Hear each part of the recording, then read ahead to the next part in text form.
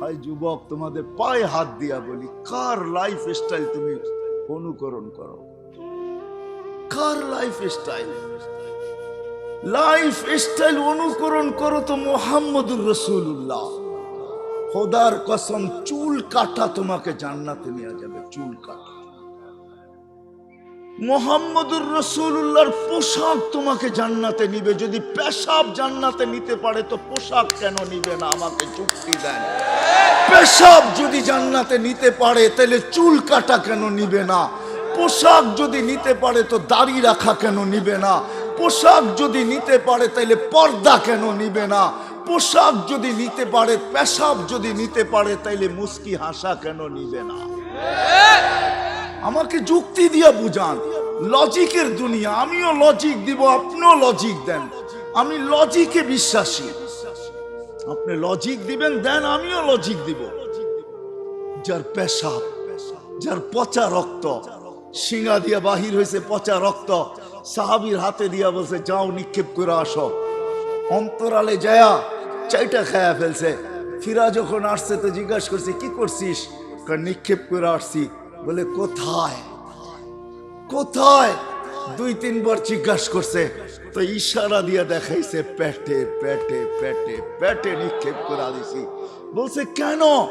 বলছে সুঘ্রাণ ছাড়া কিচ্ছু ছিল না। সুঘ্রাণ আর সুঘ্রাণ ছিল, মনও মানতে ছিল না। জানি না জিব্বা কখন চেটা খায়া ফেলছে। জিব্বা আমার অবাধ্য হয়ে গেছে, কখন যে চেটা খায়া ফেলছে এটাও জানি না। আল্লাহর রাসূল বলছে তুই তোর উপরে জাহান্নামকে হারাম করে নিছিস। যার পচা রক্ত পান করলে জাহান্নাম হারাম হয়, তার চুলের স্টাইল কেন তোকে জান্নাতে নিবে না? যুবক বল, দে যুক্তি আমাকে।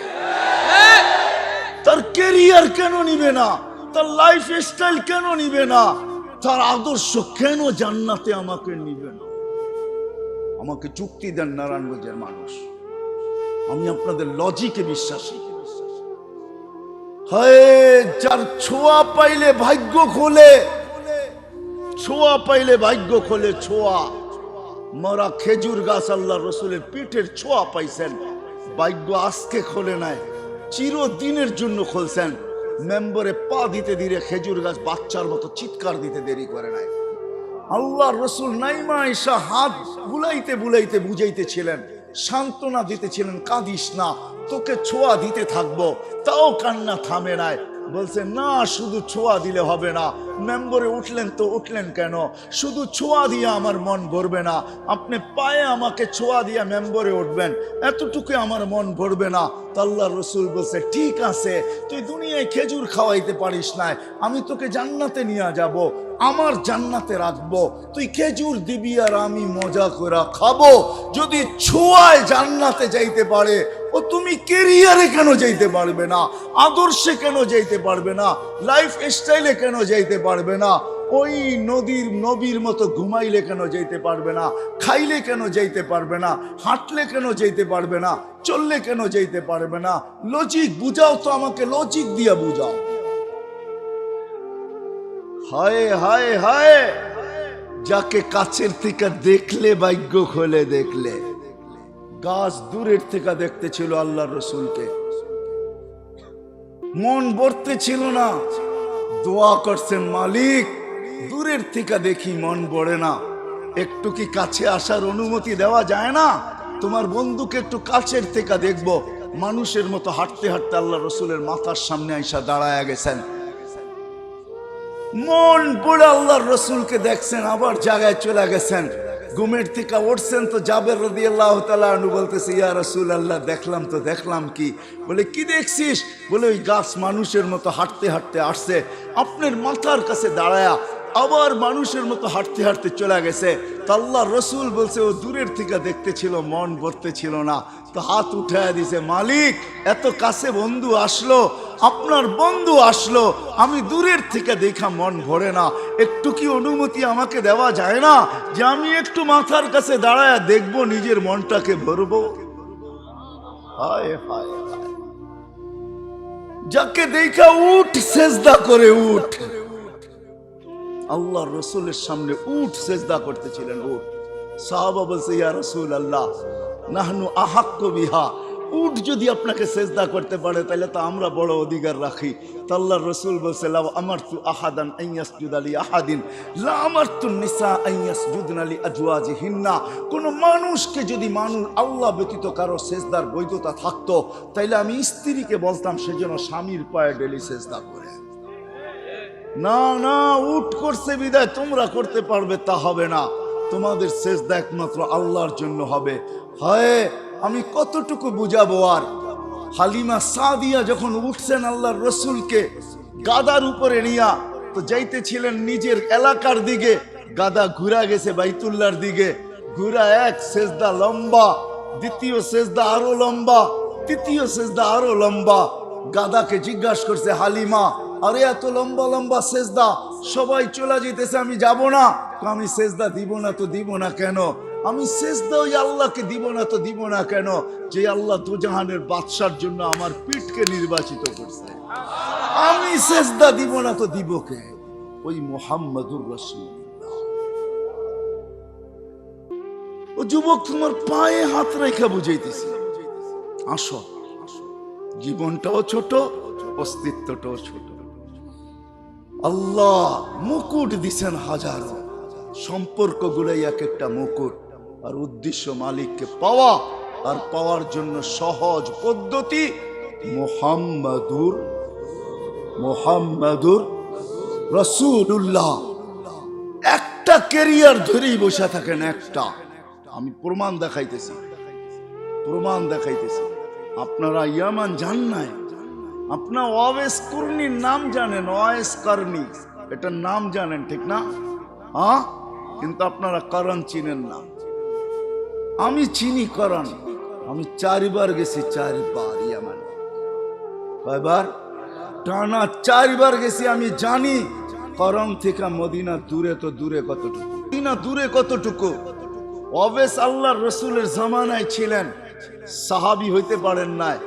অবে সাহাবী হবে তো হবে কি কইরা? মাকে রাইখা যাবে তো রাইখা যাবে কার কাছে? মাকে ঘুম পাড়াবে তো ঘুম পাড়াবে কে? মাকে খাওয়াবে তো খাওয়াবে কে? ঘুমের থেকে উঠাবে তো উঠাবে কে? মার গোসল করাবে তো করাবে কে? মার সেবা করাবে তো করবে কে? হবে মাকে ছেড়া যান নাই।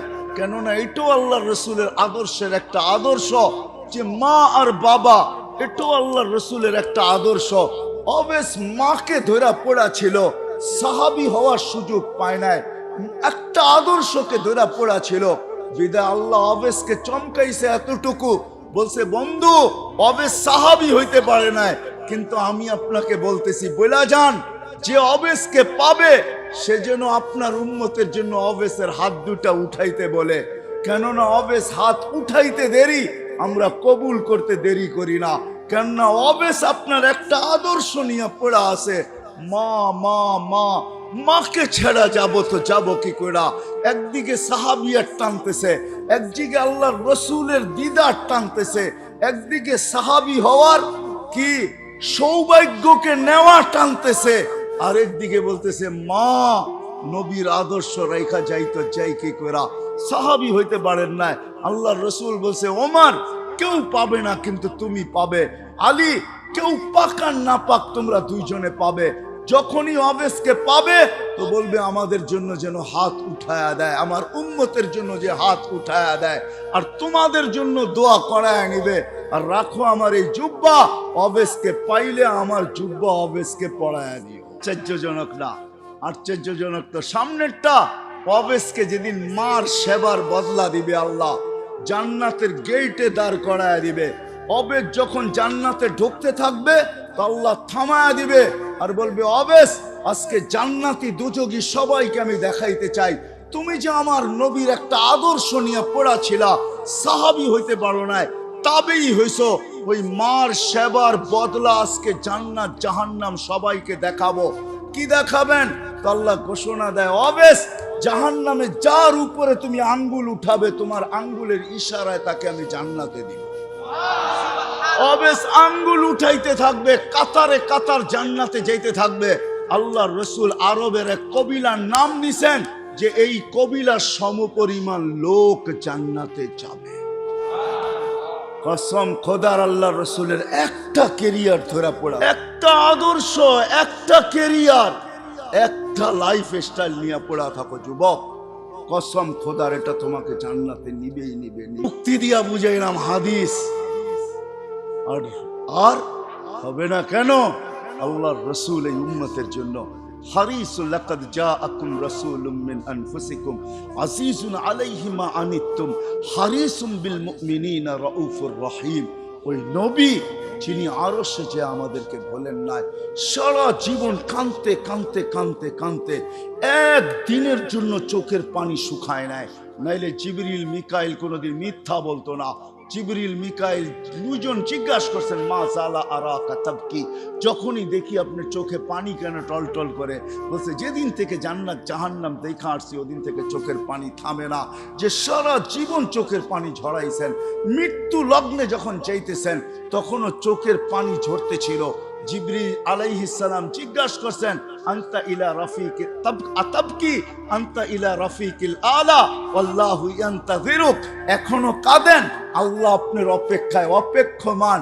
উপর জগতে খুশির বন্যা চলতেছে, এখন বন্ধু বন্ধুর সাথে আইসা মিলবে, এই জন্য সমগ্র জগতে খুশির হুল্লোড় চলতেছে। আর আপনার চোখে পানি কেন? আপনি তো এখন আল্লাহর সান্নিধ্যে যাবেন, আপনার জন্য ঊর্ধ্ব জগতে খুশির বন্যা বইতেছে। সমগ্র জগৎকে সাজানো হয়েছে আজকে বন্ধু বন্ধুর সাথে চিরদিনের জন্য সাক্ষাৎ করবে। আপনার চোখে পানি কেন? বলছে জিবরিল ফামান লিবাদিলি উম্মতি, এক প্রশ্ন এখনো বাকি, আমার পরে উম্মতকে দেখা রাখবে কে? নারায়ণগঞ্জের মানুষ এখানেই শেষ না, কবর থেকে কানতে কানতে উঠবে ওয়াহুয়া ইয়াকুম ওয়া ইয়াবকি ওয়া ইয়াকুল জিবরিল আইনা উম্মতি। উঠবে আর কাঁদবে আর বলবে আমার উম্মত কোথায়, আমার উম্মত কেন রিসিপশনে আসে না? যখন মাকামে মাহমুদে নিয়ে যাওয়ার জন্য উঠানো হবে, মাকামে মাহমুদে যায় ও হাত রাইখা বলবে বসবো না। আল্লাহ বলবেন কেন বসবেন না?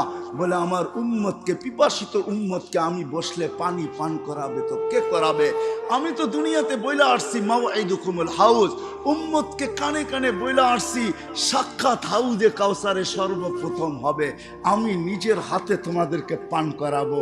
ঠোঁট উম্মতের হবে, হাত আমার হবে, আমি লাগায়া পান করাবো আর বলবো লা তাজমান বাদাহা আবাদা, আর কোনোদিন পিপাসা তোর কাছে আসবে না। এই পানি কে পান করাবে? তারপরে পুলসেরাতে মিজানে দৌড়াবো, পাল্লা যদি সামনে না ঝোঁকে তো এখানে দাঁড়াই হাত উঠাবো আর চিৎকার দিয়া বলবো আমা কুলতালি, আপনি কি আমাকে বলেন নাই সাউফা ইউতিকা রাব্বুকা ফাতারদা, আপনাকে রাজি কইরা ছাড়বো। আমার উম্মতের পাল্লা সামনে ঝোঁকে না, আমি রাজি হব তো হব কি কইরা? এরকম ভাবে সুপারিশ করে পাল্লা সামনে ঝুঁকাবো, আবার ছুটবো পুলসেরাতে। কেউ ওইখানে ফাইসা গেল কিনা? যদি ফাইসা যায় থাকে তো দুরুদের গাঠি নিজের মাথায় কইরা নিব, উম্মতের মাথায় রাখবো, যেগুলো আমরা দুনিয়াতে আজকে পড়তেছি, আর দুরুদের গাঠি দিয়া বলবো ফাবুরু সালিমিন, যাও তুমি শান্তির সাথে পার হয়ে যাও, আমি বসবো না। যেই নবী কিয়ামতের মাঠে পর্যন্ত উম্মতি উম্মতি বলে চিৎকার দিবে। আসেন, এই ছোট্ট জীবনটা, ছোট্ট অস্তিত্বটা, এই ছোট্ট হায়াতটা, ছোট্ট অস্তিত্বটা এর সাথে সংযুক্ত যত কিছু ওই মালিককে রাজি করার জন্য, আর মালিক মুহাম্মদুর রাসূলুল্লাহর মাধ্যমে রাজি। এই জন্য পাক্কা ওয়াদা করি আজকে যে না, ওয়াদ যদি আমার বুঝে আইসা থাকে, দিলে লাগা থাকে, আমি যুবকদেরকে বলবো নবীর আদর্শে আদর্শ শিখবো, নবীর কেরিয়ার শিখবো, নবীর লাইফ স্টাইলকে নিজের লাইফ স্টাইল বানাবো। ওয়াদা পাক্কা? বিলকুল। আল্লাহ কবুল করো। কিন্তু নবীর আদর্শের ভিতরে, নবীর আদর্শের ভিতরে সবচেয়ে বড় আদর্শ যেটা দুনিয়াতে আসতে দেরি, ওই আদর্শের মেসেজ আমাদেরকে দিতে দেরি করেন নাই। আর যেই দিন দুনিয়ার থেকে যাইতেছিলেন ওই দিন এই চিৎকার দিতে দেরি করেন নাই, আসসালা আসসালা ওয়া মা মালাকাত আইমানুকুম। আইসো নামাজের মেসেজ দিছেন, যাওয়ার সময় নামাজের মেসেজ দিতে দিতে গেছেন। ওই নামাজ নবীর আদর্শের সবচেয়ে বড় আদর্শ, নামাজের চেয়ে বড় কোনো আদর্শ নাই। এই জন্য আজকে ওয়াদা করব যে আজকের থেকে নামাজ কোনো অবস্থায় ছাড়বো না। পাক্কা? আল্লাহ কবুল করুক। নামান। কিন্তু আমি নারায়ণগঞ্জের যুবকদেরকে এটাও বলবো, আপনি ছাড়তে পারেন, তুমি ছাড়তে পারো, মা বোনদেরকেও বলতেছি ছেড়া দিতে পারেন, কিন্তু একটা কথা শুনতে হবে, আব্দুল কাদের জিলানী যদি না লিখতেন আর উনি যদি না বলতেন, আমি কোনোদিন বর্ণনা করতাম না। আব্দুল কাদের জিলানী রহমতুল্লাহ আলাইহি লেখছেন, শুকর সকালবেলা উঠা আল্লাহকে বলে, লাকাল হামদ খালাকতানি আবতারা খালকিক, ও মালিক, সৃষ্টির ভিতরে আমি সবচেয়ে নিকৃষ্ট, তারপরও তোর প্রশংসা। কিন্তু মালিক, আমি নিকৃষ্ট হইলে হবে কি, আমার চোখেও আমার চেয়ে একজন বেশি, আমার চোখে আমার চেয়েও একজন নিকৃষ্ট আছে। আল্লাহ জিজ্ঞাসা করে, কে? তোমার চোখে তোমার চেয়ে নিকৃষ্ট? বসে, যাকে তুমি 5 বেলা ডাকো তারপরও আসে না, ও আমার চোখে আমার চেয়েও নিকৃষ্ট। তো শুকর আল্লাহকে লজিক দেয়, লজিক। কেননা আমি মরবো, একদিন আসবে আমি মাটি হয়ে যাব, কিন্তু যাকে তুমি 5 বেলা ডাকো আর ও আসে না, উকুদুহান নার, ও তো জাহান্নামের ইন্ধন হবে। বিদায় ও আমার চোখে আমার চেয়ে নিকৃষ্ট। বিদায় আমি সবার কাছে হাত জোড় দরখাস্ত করতেছি, যতদূর আমার আওয়াজ চায়, যে আমার কথা শোনা থাকে বা শুনতেছে, আপনি নামাজ ছেড়া দিতে পারেন। যুবক তুমিও পারো, নারী মা বোন আপনারাও পারেন, কিন্তু বাইবা নিবেন, শুকরের চোখে আমি যাব তো যাব কোথায়?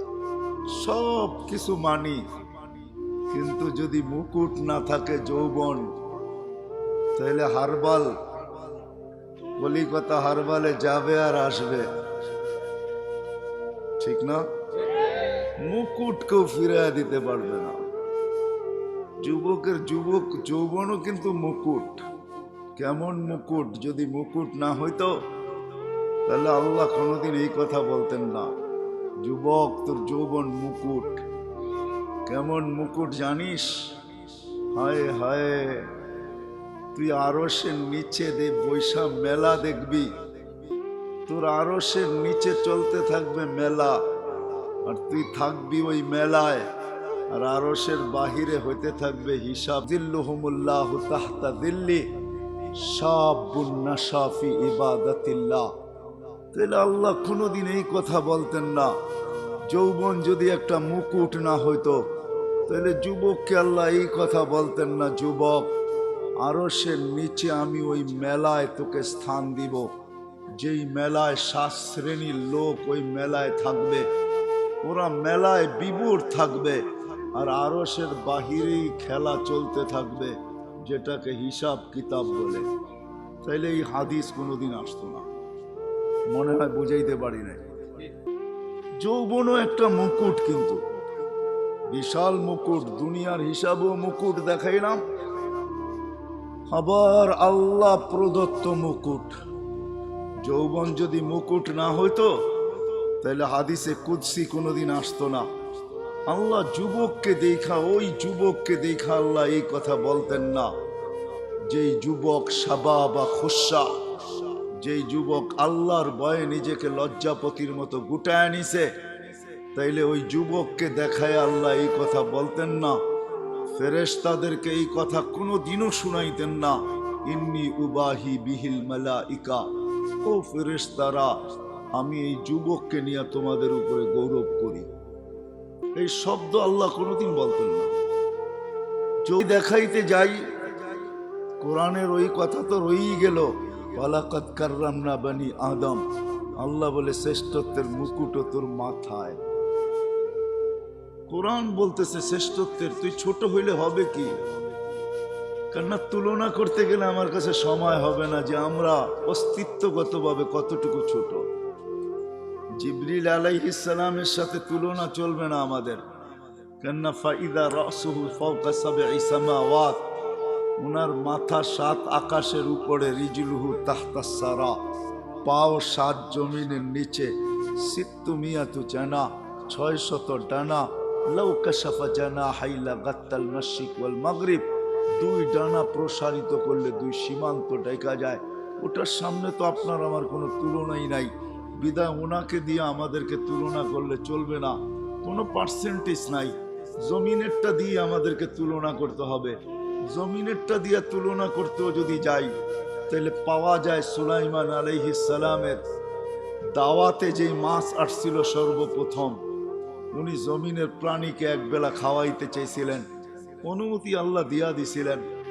উনি 6 মাস বৎসর বড় পাকায়া যখন রেডি করছেন, আল্লাহকে বলছেন মেহমান পাঠান। তো আল্লাহ বলছে জল না স্থল?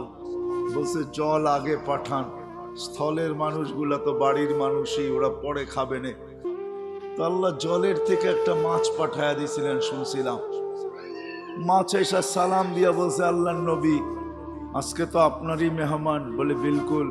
বলে খাওয়া রেডি? বলে বিলকুল রেডি। তো খাইতে শুরু করছেন, যা পাকাইছেন 1 বছর পর্যন্ত জিন ইনসান দিয়া সব খাইছেন, যেই পাতিল দিয়া পাকাইছেন ওগুলা খাইছেন, যত বর্তন সর্তন পেয়ালা শেয়ালা যত চামচ চুমচ সব খাইছেন, এমনকি চাটাই পর্যন্ত খায়া ফেলছেন। সব খায়া যেমন পাকানের আগে পরিষ্কার ছিল এমন পরিষ্কার করে দিছেন। তো সুলাইমান আলাইহিস সালাম বলতেছিলেন এমন পেটুক তো দেখি নাই। তো বলছে আল্লাহর নবী মেহমানকে এরকম ভাষায় বলা উচিত না, অন্য কেউ যদি বলতো তো মেনা নিতাম, কিন্তু আপনি আল্লাহর নবী হইয়া এরকম বললেন, তো বললেন কি কইরা? বিদায় আপনি যখন খোঁচা মাইরাই দিলেন তো আমি সত্য বলতে বাধ্য হইলাম। আল্লাহ আমাকে ডেলি এরকম 3 লোকমা দেয়, আপনি তো 1 লোকমা দিলেন, বাকি 2 লোকমার জায়গা এখনো খালি আছে। তাকে দিয়েও কিন্তু আমরা তুলনা করলে হবে না। একটা হাতি দিয়েও যদি তুলনা করি তার তুলনায় আমরা বহুত ছোট, ঠিক না? বিদায় অস্তিত্বটা আমাদের ছোট, কিন্তু অস্তিত্বটা ছোট, আবার বয়সটাও কিন্তু ছোট। অস্তিত্ব ছোট, কসম খোদার আমাদের বয়সটাও ছোট। কিন্তু হইলে কি হবে? এই অস্তিত্ব আর বয়সের উপরে হাজারো গেলে বা দেখাইতে গেলে সারাটা রাত্র কেন জীবনটা চলে যাবে। যদিও আমরা এগুলাকে কখনো অ্যানালাইসিস করি না, ভাবি না, চিন্তা করি না যে আমার অস্তিত্বটা কত বড়, আমার অস্তিত্ব এবং আমার এই ছোট্ট বয়সটা। আর এই যে হাজারো মুকুট দিয়ে আল্লাহ আমাকে সাজাইলেন, এটা দিলেন তো দিলেন কেন? কি জন্য দিলেন আল্লাহ? এই কথা কিন্তু আমরা ভাবি খুব কম লোকই। মনে হয় না এই মজলিসে একজনও পাওয়া যাবে না। আমি মুকুট দেখাইলে অনেক দেখানো যাবে, সবগুলোই কিন্তু এক একটা মুকুট, বিশাল বিশাল মুকুট। সৃষ্টির ভিতরে শ্রেষ্ঠত্ব দিলেন আপনাকে, এটাও একটা মুকুট। কুদরতি হাত দিয়া তৈরি করলেন, এটাও একটা মুকুট। না মুকুট না? 9 মাস সময় নিয়ে 10 মাস সময় নিয়ে তৈরি করলেন। আয় আমি তো বলতে বাধ্য, আল্লাহ আল্লাহ সবচেয়ে বড় ম্যাজিক, আল্লাহ ম্যাজিশিয়ান, আল্লাহ সবচেয়ে বড় ম্যাজিক। একটা উদাহরণ দিলে বুঝে আসবে কিনা জানি না।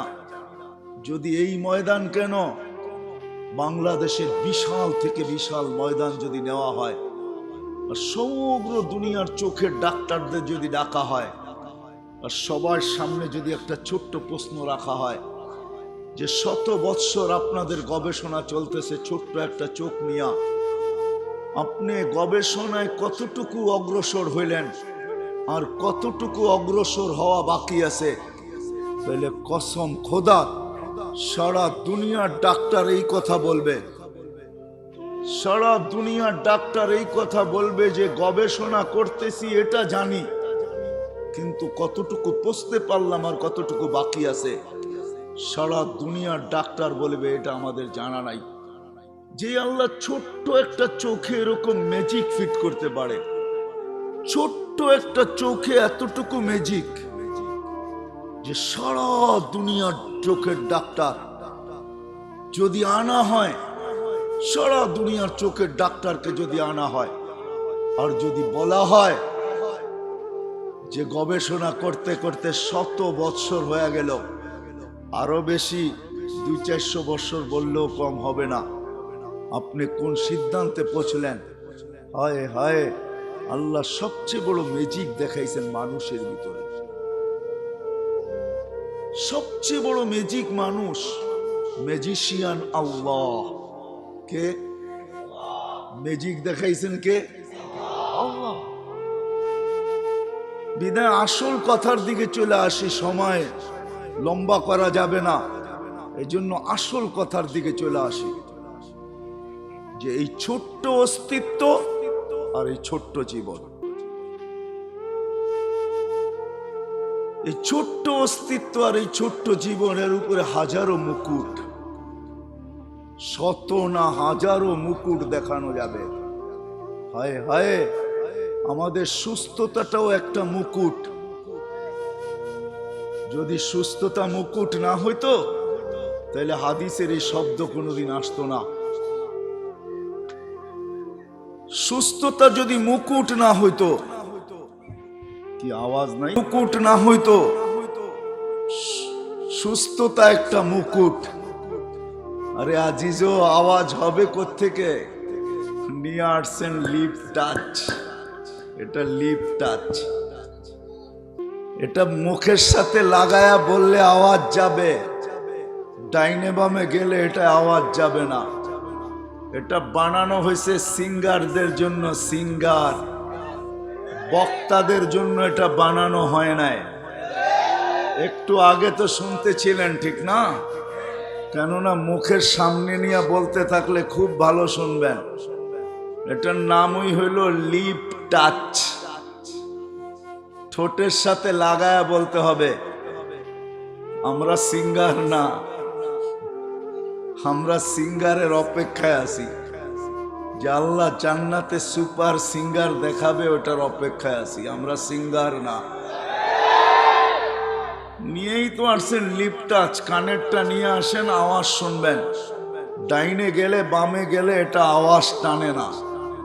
বিদায় কথা আর 15 মিনিট হবে, শুধু আপনাদের মাইকের দুর্বলতার কারণে। এটা ওলামা একরাম ভাইবা নিয়ে আসে না, বাবে সব বক্তা ঠোঁটে লাগায়া বলবে, এরকম অভ্যাস আমার নাই। আমি তো ডাইনেও দেখবো বামেও দেখবো, তারপরে বলবো। বিদায় কথা শেষ হয়ে গেছে পড়ায়। বিদায় কানেরটা হইলে হয়তো বলা যেত, কিন্তু ডাইনে বামে দেখতেই হবে। মানুষ অভ্যাসের দাস, একটা প্রবাদ বাক্য আছে। আবার এটাও আছে অভ্যাস মানুষের দাস, এটাও একটা প্রবাদ বাক্য আছে। বিদায় এই জিনিসটা হলো লিপ টাচ। এখন শোনা যায়? হ্যাঁ, এখন শোনা যাবে। যা হোক, কথার শেষ জায়গায় চলে আসছি আমি। এই ছোট্ট অস্তিত্বটা যারও মুকুট এর উপরে, 2-4টেই দেখাইলাম। যুবকের যৌবন মুকুট, সুন্দরীর সৌন্দর্য মুকুট। আমাদের প্রত্যেক ব্যক্তির কাছে যা আছে প্রত্যেকটাই এক একটা মুকুট।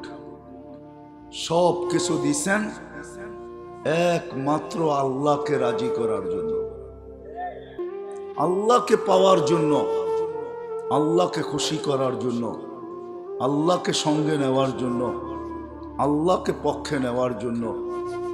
যদি আল্লাহকে রাজি না করতে পারলাম, সঙ্গে না নিতে পারলাম, খুশি না করতে পারলাম, আল্লাহকে না পাইলাম, তাইলে কিন্তু যেইখান থেকে আমাদের যাত্রা কিন্তু জান্নাত থেকে। মানুষের যাত্রা জান্নাত থেকে, আবার মানুষের গন্তব্য কিন্তু জান্নাত। যদি গন্তব্য আমাদের জান্নাত না হইতো, তাহলে বিশেষ করে আল্লাহ মানুষের মনগুলা স্বর্গের আশা দ্বারা কোনোদিন ভরতেন না। মানুষের আশা যেমনই হোক, মানুষের আশা যেমনই হোক, মানুষ যত গুনাহগারই হোক, মানুষ যতই আল্লাহর থেকে দূরে হোক, সবার দিলের ভিতরে কিন্তু জান্নাতের আশা আছে। আমার কথা বোঝেন তো? সবার দিলে জান্নাতের আশা। কেননা আমাদের গন্তব্য, আমাদের যাত্রাও কিন্তু জান্নাত থেকে। আমাদের বাবা প্রথম জান্নাতেই ছিলেন। যদিও আমরা জান্নাত থেকে বাহির হয়ে আসছি, কিন্তু আমাদের গন্তব্য জান্নাত। যার কারণে গুনাহগার থেকে গুনাহগারও কোনো না কোনো পর্বে এই কথা বলে যে জান্নাতে যাব, জান্নাতেই যাইতে চায়, স্বর্গেই যাইতে চায়, নরকে কেউ যাইতে চায় না। জাহান্নামে কেউ যাইতে চায় না, বিদায় আল্লাহ জান্নাতের আশা দিয়ে আমাদের দিলটা ভরা দিছেন।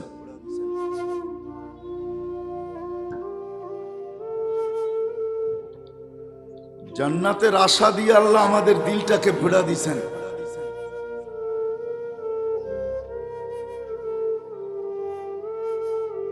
আইলা তো আইলা, হগলতের বাদে আইলা, এটাই সিলেটের কথাটাই সত্য আর কি, বুঝছেন তো? আসলো তো আসলো, কিন্তু সবার শেষে আসলো, আমার হাতে সময় নেই। তো যেটা বুঝাইতেছিলাম, আমাদের অস্তিত্বটাও ছোট, আমাদের বয়সটাও ছোট। হাজারো রত্ন দ্বারা বা হাজারো মুকুট দ্বারা আমরা সাজানো, প্রত্যেকটা এক একটা হাদিস দিয়া পাট পাট দেখানো যায়। বলতেছিলাম সুস্থতাটাও একটা রত্ন, একটা মুকুট। না হইলে হাদিসে এই কথা কোনোদিন আসতো না, আল্লাহ কোনোদিন এই কথা বলতেন না। অসুস্থ ব্যক্তি যখন, মানুষ যখন অসুস্থ হয়, তা আল্লাহ চিৎকার দিয়ে বলতে থাকে, উক্তুব আমালাল্লাযী কানা ইয়ামালু ফিস-সিহা। সুস্থ অবস্থায় বান্দা বান্দি যে আমল করতো ওটাকে লিখতে থাকো। তো ফেরেশতা বলে, আল্লাহ কেন লিখবো, কেন লিখবো, করতে তো কেন লিখবো, অসুস্থ, আমল তো করে না। আল্লাহ প্রতি উত্তরে বলে, অসুস্থতা আমার পক্ষ থেকে, বান্দার পক্ষ থেকে না, বিদায় লিখতে থাকো। সুস্থতাটাও কিন্তু, অসুস্থতাটাও একটা মুকুট। যদি না হয়তো তাহলে এই হাদিস কোনোদিন আসতো না। আমি হাদিসে কুদসি দিতেছি, আল্লাহর বাণী। আল্লাহ বলে, আনিনুল মারিদি তাসবিহুন। যখন অসুস্থ অবস্থায় আহ আহ করতে থাকে, তো আল্লাহ সুবহানাল্লাহ পড়ার সওয়াব লেখাইতে থাকে। সিয়াহাতুহু তাহলিলুন। যখন অসুস্থতার কারণে চিৎকার দিতে থাকে, তখন আল্লাহ বলে, লা ইলাহা ইল্লাল্লাহর সওয়াব লিখতে থাকো। ফজিলত কি উলামাদের থেকে জেনে নিয়েন, যে লা ইলাহা ইল্লাল্লাহ পড়লে মিলবে কি, কি সওয়াব পাওয়া যাবে, এটা উলামাদের কাছ থেকে শিখা নিলে ভালো হবে। তাইলে অসুস্থতাটাও একটা মুকুট, সুস্থতাও একটা মুকুট। ধনাঢ্য হওয়া একটা মুকুট, আবার দারিদ্র হওয়া, গরিব হওয়া একটা মুকুট। যদি মুকুট না হইতো তাহলে আল্লাহর রাসূল হাত উঠায় কোনোদিন দোয়া করতেন না, ওয়াহশুরনি ফি সুমরাতিল মাসাকিন। আল্লাহ গরিবদের সাথে কিয়ামতের। অস্তিত্বটাও ছোট, শত না হাজারো মুকুট দ্বারা সাজানো। আসেন আসল কথায়, হাজারো মুকুট শুধু এই জন্যই আল্লাহ দিছেন। আরেক শব্দে বলতে পারেন, মানুষের কাছে যা কিছু আছে, অস্তিত্ব বলেন, হায়াত বলেন, যত কিছু মানুষের সাথে সম্পর্কিত, যত সম্পর্ক বলেন, সব কিছু আল্লাহ আমাকে দিছেন, আপনাকে দিছেন আল্লাহকে রাজি করার জন্য। চাওয়ালা চা বিক্রি করে, ওটাও দিছেন আল্লাহকে রাজি করার জন্য, আল্লাহকে পাওয়ার জন্য। নাইলে এই হাদিস কোনোদিন আসতো না। ও চায়ের ব্যবসায়ী, ছোট ব্যবসায়ী, ক্ষুদ্র ব্যবসায়ী, কিন্তু হাদিস আছে, ইয়াহশুরু মান নাবিয়্যিন। যদি আল্লাহকে পাওয়া যায়, কিছু গাড়ির বহরে যুক্ত হইলে মন খুব প্রফুল্ল হয়, ঠিক না? মনে হয় বোঝেন নাই, ইঙ্গিত বোঝেন? কিছু গাড়ির বহরে যদি নিজের গাড়িটা যুক্ত করা যায়, তাহলে খুব ভাব আসে, পালন করবেন, এটা আল্লাহর ঘোষণা। কিন্তু যদি মালিককে জিজ্ঞেস করি কতদিন করবেন, তো মালিক নিজেই জবাব দিতেছেন, ইলা আজালিম মুসাম্মা, একটা সময় পর্যন্ত করব। তারপর মালিক সুম্মা খাজনাহু বাগতাতান, তোকে থাবা মেরা উঠাবো। চিল আর কাক যেরকম ছোমাইরা উঠায়, তোকে ছোমাইরা উঠাবো। কোথায় থাকলে উঠাবেন? তো আল্লাহ এটাও বুঝাইতেছে, ওয়ালাউ ফি বুরুজিম মুশাইয়্যিদা, যত বড় নিচ্ছিদ্র বেষ্টনী দাঁড় করাও তার ভিতর থেকে উঠাও। তারপরে কি করবে? তারপরে কি করবে? উঠানের পরে কি করবে? এটারও জবাব আল্লাহ সলিউশন দিছেন, লাতুস আলুন্না আনিন নাঈম। সব নেয়ামত সম্পর্কে তোকে জিজ্ঞাসা করব, যতগুলা তোকে দিছিলাম। এই ছোট্ট অস্তিত্বটায় আর ছোট্ট জীবনটায় যত সম্পর্ক আর যত রত্ন বলো আর মুকুট বলো যা তোকে দিছিলাম, ওই সম্বন্ধে জিজ্ঞাসা করা হবে। তারপর তো মালিক বলে, ও আম্মা মান সাকুলাত মাওয়াজিনুহু, তোর পাল্লা যদি সামনে ঝুঁকে, ফাহুয়া ফি ঈশাতির রাদিয়া, শোন শোন শোন, তাইলে তোর যাত্রা যেখানে, আর আশা রাখিস যেটা, ওই মেহমান খানায় তোকে ঢুকাবো। আর যদি পাল্লা পিছে ঝুঁকলো, ও আম্মা মান খাফফাত মাওয়াজিনুহু, আল্লাহ ঘোষণা দিতেছেন, উম্মুহু হাবিয়া ওমা আদরাকা মা হিয়া, জানিস হাবিয়া কি?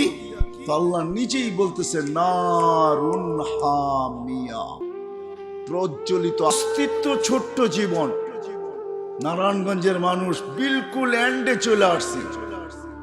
আর এর সাথে যত সম্পর্ক বলেন, যত রত্ন বলেন, যত জওহর বলেন, যত মুকুট বলেন, সব আল্লাহ দিছেন আল্লাহকে রাজি করার জন্য, আল্লাহকে পাওয়ার জন্য, আল্লাহকে খুশি করার জন্য, আল্লাহকে পক্ষে নেওয়ার জন্য। কিন্তু একটু আগেই শুনাইলাম, আল্লাহকে পক্ষে নাও নিতে পারেন, রাজি নাও করতে পারেন, খুশি নাও করতে পারেন। এই দুনিয়ার জীবনটা কেটে যাবে। এইখানে আল্লাহ বাধা সৃষ্টি করবেন না, আল্লাহ করেনও না আর করবেনও না। আল্লাহ কাউকে বাধা সৃষ্টি করেন না। যদি বাধা সৃষ্টি করতেন তাহলে আল্লাহ ডাকবে আর আসবে না, এটা কোনোদিন হবে না। আল্লাহ শুধু 5 বেলা ডাকে না, নারায়ণগঞ্জের মানুষ 5 বেলা ডাকে না। আল্লাহ এখন প্রথম আকাশে চলে আসছে 10:15 বাজে, রাতের 3 ভাগের 1 ভাগ অতিবাহিত হয়ে গেছে। সুবে সাদেক হইতে দেরি, রাত্র এন্ড হইতে দেরি হয় না। আল্লাহ এখন প্রথম আকাশে, 5:45 সূর্য ডুবছে, 5:20 আজকে সুবে সাদেক হবে। হিসাব করেন, 3 ভাগের 1 ভাগ চলে গেছে। আল্লাহ এখন প্রথম আকাশে চলে আসছে। এখন 10:15 বাজে। 10:15 থেকে 11:15, 12:15, 1, 2, 3, 4 ক্যালেন্ডারে 22 দেখাইতে পারে। আমি 5:15 ধরলাম। 7 ঘন্টা আল্লাহ টানা ডাকে। আমি হাদিসে শব্দ দিতেছি, আলা মিন মুস্তাগফির ফাগফির আলা, আলা মিন মুস্তারজিকিন ফারজুক আলা, আলা মিন কাদা ওয়া কাদা ওয়া কাদা। আল্লাহ 7 ঘন্টা টানা ডাকবে। আর কি বইলা ডাকবে? নারায়ণগঞ্জের মানুষ, দুনিয়ার মানুষ আসামিকে ধরার জন্য খোঁজে, আমি তোকে মাফ করার জন্য খুঁজি। দুনিয়ার মানুষ শাস্তি দিয়া মজা পায়, আমি মাফ করা মজা পাই। দুনিয়ার মানুষ শাস্তিতে অভ্যস্ত, আমি মাপে অভ্যস্ত। দুনিয়ার মানুষ শাস্তিকে ভালোবাসে, আমি মাফ করাকে ভালোবাসি। দুনিয়ার মানুষ শাস্তিকে ক্রেডিট মনে করে, আমি মাফ করাকে ক্রেডিট মনে করি। এই শব্দ দিয়া 7 ঘন্টা ডাকবে। বলেন এখানে কয়জন আছি আমরা যে রাত্রে উঠে একবার হাত উঠায় বলি, মালিক তুই ডাকতেছিস, আমি চলে আসলাম। যে আমি রাত্রে উঠায় এই কথা বলি, মালিক তুই ডাকতেছিস, আমি চলে আসলাম। আল্লাহকে যদি জিজ্ঞাসা করি, আল্লাহ মাফ করবেন তো কতটুকু করবেন? তো আল্লাহ বলে, ওয়ালাউ বালাগাত দুনুবুকা ইনানাস সামা, তোর গুনাহ কেন সৃষ্টি মিলা গুনাহ করলেও সৌরজগৎ ভরার ক্ষমতা নাই। তাইলে আপনাদেরকে সৌরজগৎ আমার পড়াইতে হবে, এখন আমার কাছে সময় নেই। সমগ্র সৃষ্টি মিলা যদি গুনাহ করে, সৌরজগৎ ভরতে পারবে না। কিন্তু হ্যাঁ, কথা অন্যদিকে চলে যাবে। নেকি দিয়া যদি ভরতে চায় তো একজন মানুষই দুটা শব্দ দিয়া যথেষ্ট। কয়টা শব্দ? কয়টা?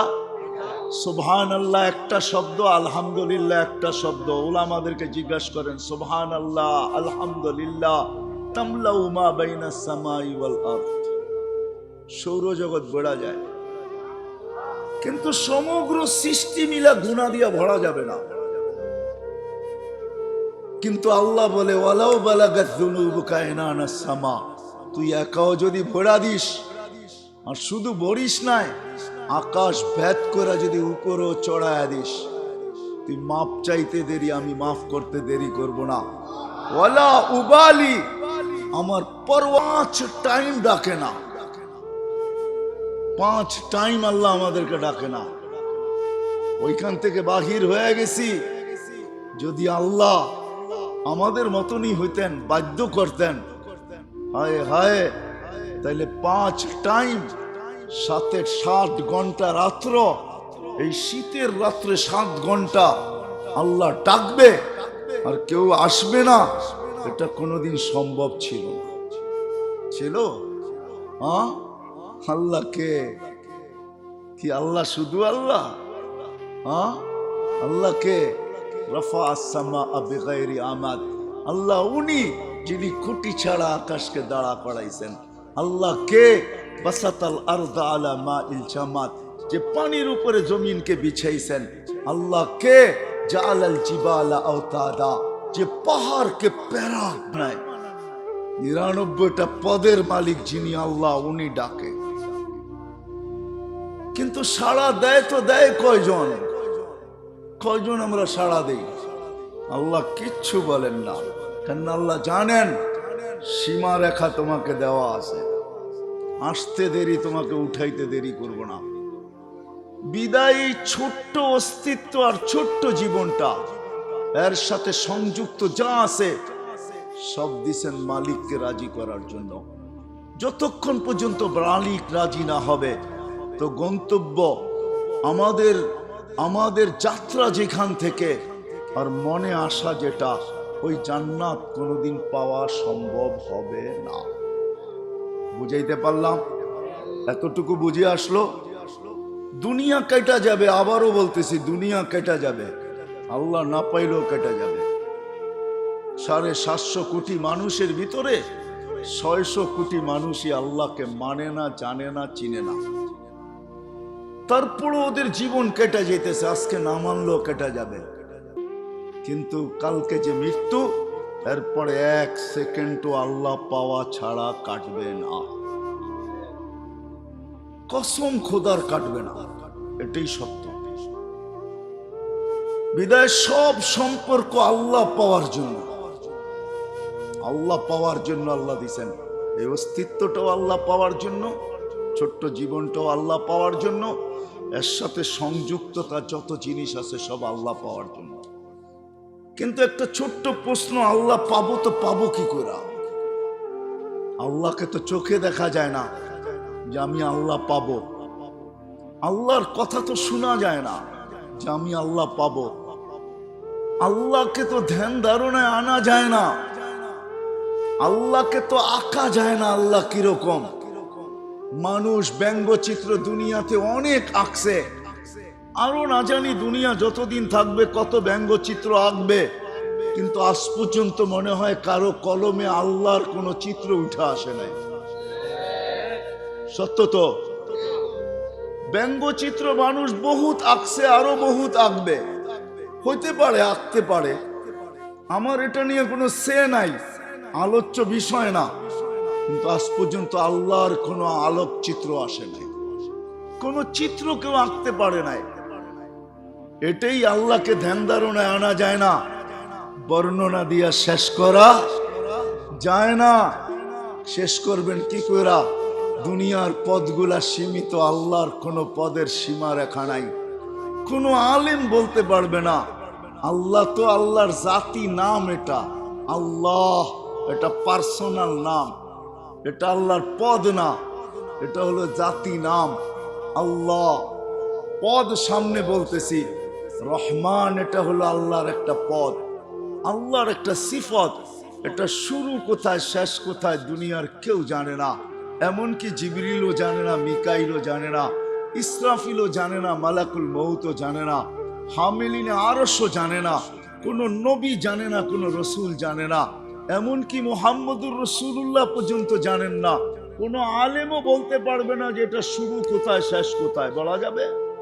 হ্যাঁ, তো আল্লাহ তো একটা পদের মালিক না, রহমানও একটা পদ, রহিম, মালিক, কুদ্দুস, সালাম, মুমিন, মুহাইমিন, আজিজ, জব্বারুল মুতাকাব্বিরুল খালিকুল বারিউল মুসাব্বিরুল গফফারুল কহ্হারুল ওয়াহ্হাবুর রাজ্জাকুল ফাত্তাহুল আলিমুল কাবিদুল বাসিতুল খাফিদুর রাফিউল মুইজ্জুল মুদিল্লুস সামিউল বাসিরুল হাকামুল আদলুল লতীফুল খাবীরুল হালিমুল আযীমুল গফুরুশ শাকুরুল আলিয়ুল কবীরুল হাফিজুল মুকিতুল হাসিবুল জলিলুল করিমুল রাকিবুল মুজিবুল ওয়াসি আল হাকিমুল ওয়াদুদুল মজিদুল বাঈসুশ শাহীদুল হকুল ওয়াকিলুল কবিয়্যুল মতিনুল আলিয়ুল হামিদুল মুসি আল মুবদি আল মুঈদ আল মুহয়ি আল মুমিত আল হাইয়্যু আল কাইয়্যুম আল ওয়াজিদ আল মাজিদ আল ওয়াহিদ আল আহাদ আল সামাদ আল কাদির আল মুক্তাদির আল মুকদ্দম আল মুআখ্খার আল আউয়াল ওয়াল আখির আল যাহির ওয়াল বাতিন আল ওয়ালি আল মুতাওয়ালি আল বাররু তাওয়াব আল মুনতাকিম আল আফু আর রাউফ মালিক আল মুলক যাল জালালি ওয়াল ইকরাম আল মুকসিত ওয়াল জামি ওয়াল গনি ওয়াল মুগনি আল মানি আল দার আল নাফি আল নূর আল হাদি আল বদি ওয়াল বাকি আল ওয়ারিস ওয়াল রশিদ আস সাবুর। ৯৯টা পদের মালিক আল্লাহ।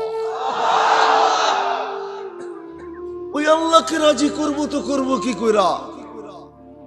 তা আল্লাহ সহজ করতে, আর যেটার আশা বুকে ধারণ করে আসি যে জান্নাতেই চাই, আর কোথাও যাইতে চাই না, ওই মেহমান খানাই চাই। বলে আল্লাহ ওইটা অর্জিত হবে না যতক্ষণ পর্যন্ত আমাকে রাজি না করবে, আমাকে খুশি না করবে, আমাকে সঙ্গে না নিবে, আমাকে পক্ষে না নিবে, আমি তোমার পক্ষে না আসব, ততক্ষণ পর্যন্ত সম্ভব হবে না। কিন্তু প্রশ্ন উঠায় দিলাম আমি যে আপনাকে রাজি করব তো করব কি কইরা? তো আল্লাহ এটার সলিউশন দিতেছেন। নাইলে কোরআনে এই কথা আল্লাহ কোনোদিন বলতেন না। আল্লাহ সলিউশন দিতেছেন, মান আতা আর রাসূল ফাকাদ আতা আল্লাহ। আল্লাহ বলে আমার বন্ধুকে পাইলি আমাকে পাওয়া যাবে, আমার বন্ধু খুশি আমি খুশি, আমার বন্ধু পক্ষে আমি পক্ষে, আমার বন্ধু রাজি আমি রাজি, আমার বন্ধু খুশি তো আমি খুশি, আমার বন্ধু হা বলবে তো আমিও হা বইলা দিব। শুধু হা বলবো না, যেখান থেকে যাত্রা যেটা বুকে আসা ওইটাও হাতে উঠায় দিয়া দিব।